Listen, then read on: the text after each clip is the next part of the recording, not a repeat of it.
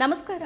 ಗುಜರಾತ್ ರಾಜಧಾನಿ ಅಹಮದಾಬಾದ್ ವಿಮಾನ ನಿಲ್ದಾಣದ ಬಳಿ 242 ಪ್ರಯಾಣಿಕರ ಜೊತೆಗೆ ಲಂಡನ್ಗೆ ತೆರಳುತ್ತಾ ಇದ್ದ ಏರ್ ಇಂಡಿಯಾ ವಿಮಾನ ಮೇಲೇರಿರೋ ಸಮಯದಲ್ಲಿ ಅಪಘಾತಕ್ಕೆ ಈಡಾಗಿದೆ. ಪ್ರಾಥಮಿಕ ಮಾಹಿತಿಯ ಪ್ರಕಾರ ವಿಮಾನ ಅಹಮದಾಬಾದ್ನ ಮೇಘನಿ ನಗರ ಬಳಿ ಪತನಗೊಂಡಿದೆ. ಹೊತ್ತಿ ಉರಿತಾ ಇರೋ ದೃಶ್ಯಗಳು ಸಾಮಾಜಿಕ ಮಾಧ್ಯಮದಲ್ಲಿ ವೈರಲ್ ಆಗ್ತಾ ಇದೆ. ವೈದ್ಯಕೀಯ ಸಿಬ್ಬಂದಿ ಹಾಗೂ ಆಂಬ್ಯುಲೆನ್ಸ್ಗಳು ಸ್ಥಳಕ್ಕೆ ಧಾವಿಸಿದ್ದಾವೆ.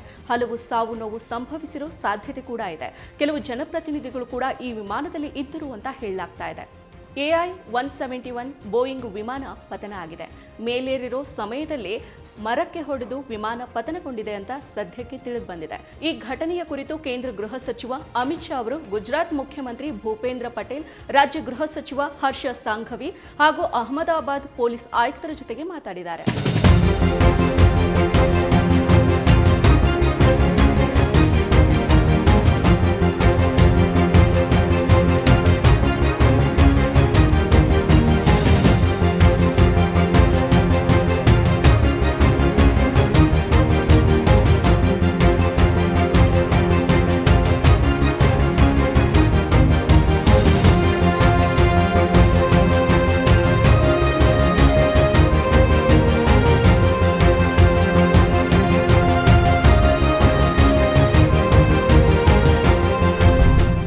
ಮತ್ತಷ್ಟು ವಿಶೇಷ ವಿಡಿಯೋಗಳನ್ನು ನೋಡಲು ಮತ್ತು ಹೊಸ ವಿಡಿಯೋಗಳ ಬಗ್ಗೆ ತಿಳಿಯಲು ಈ ದಿನ .com ಯೂಟ್ಯೂಬ್ ಚಾನೆಲ್ ಸಬ್ಸ್ಕ್ರೈಬ್ ಮಾಡಿ ಮತ್ತು ಬೆಲ್ ಐಕಾನ್ ಕ್ಲಿಕ್ ಮಾಡಿ.